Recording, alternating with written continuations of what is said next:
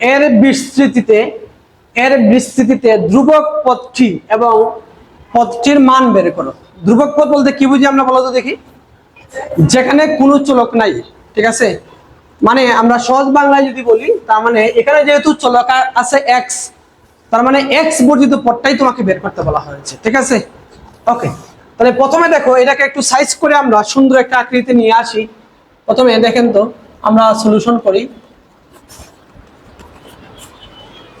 কি আছে দেখেন তো, x square plus 2 plus 1/x square, উপরে আছে কি পাওয়ার আছে 6। ওকে, তো এটাকে যদি সাইজ করি আমরা এইভাবে লিখতে পারি কিনা একটু বলেন তো দেখি, যে a square plus 2a 1/x দিলাম প্লাস 1/x স্কোয়ার দিলাম, বলেন এভাবে লিখলে কি কোনো সমস্যা আছে? না।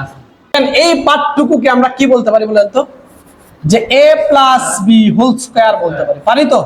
আর উপরে পাওয়ার কত ছিল? পাওয়ার 6 ছিল। ওকে ওকে, এখন দেখো যে এরপরে কি বলতে পারি, x plus 1/x to the power 12 বলতে পারি। বুঝছেন বুঝছেন কি বলছি? এভাবে থাকলে সাইজ করে এই ফরম্যাটটা নিয়ে আসবো আমরা।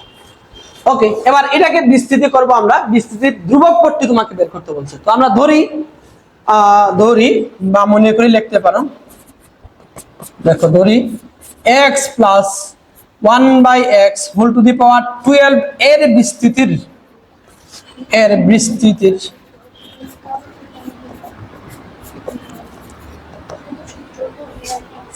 r প্লাস 1 তম পদ ধ্রুবক পদ, r প্লাস 1 তম পদ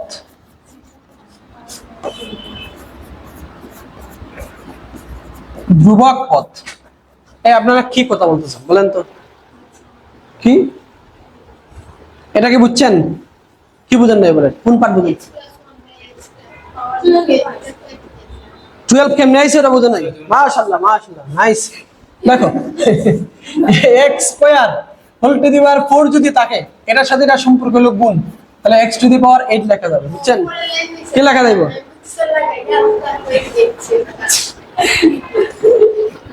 এই যে দেখেন, এই যে এটার পরে কি এই লাইন না, এটা কি দেওয়া আছে?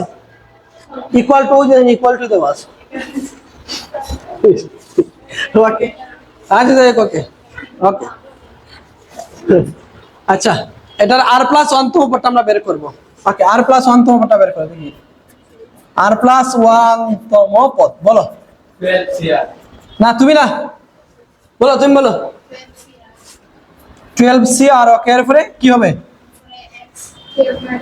x এর ঘাত হবে 12 মাইনাস r। ওকে, এরপরে 1/x এর ঘাত কি হবে? r হবে। ওকে, এখন আমাদের কাজ কি? x কে একত্রে করা।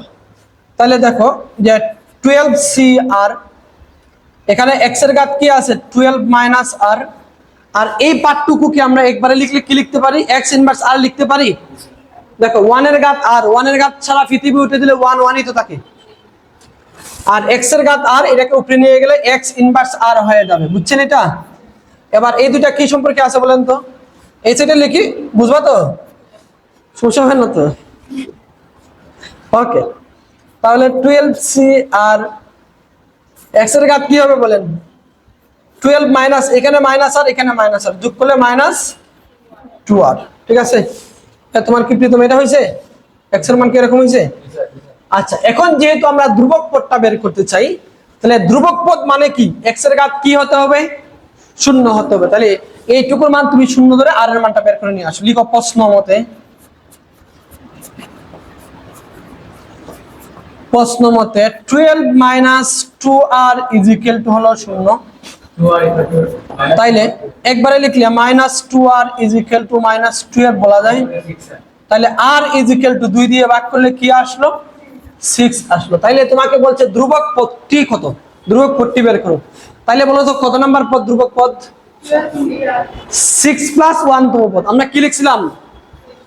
r প্লাস 1 তম পদ লিখছিলাম আমরা ধ্রুবক পদ। তো r এর মান আমরা কত পাইছি?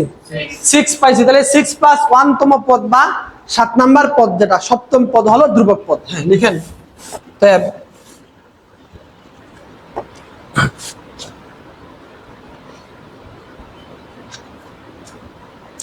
লিখতে পারো বিস্তৃতির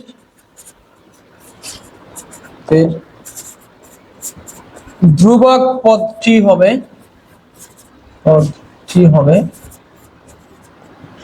6 প্লাস 1 তম বা সপ্তম পদ।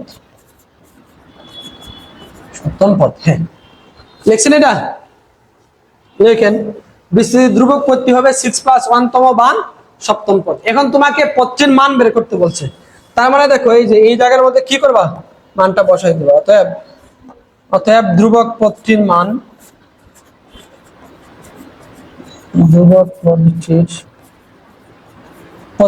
দেখো ধ্রুবক পদটির মান কোনটা, এই যে 12c6, এটা সমান কত আসতেছে, কি 924 নাকি? হ্যাঁ, এটাই হলো আনসার। বলেন বুঝছেন কিনা একটু বলেন আমাকে। বুঝছো এটা? ওকে, আমরা এরপরটা গেলাম।